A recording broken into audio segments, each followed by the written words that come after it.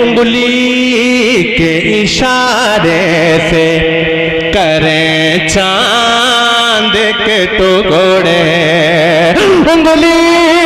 के इशारे से करे चांद के टुकड़े, उंगली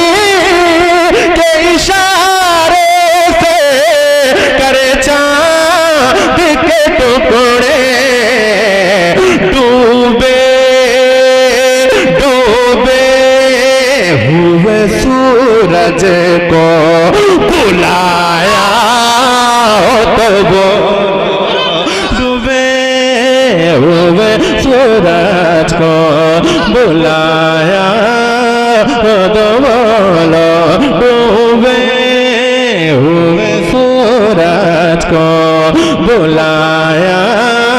तो बोलो।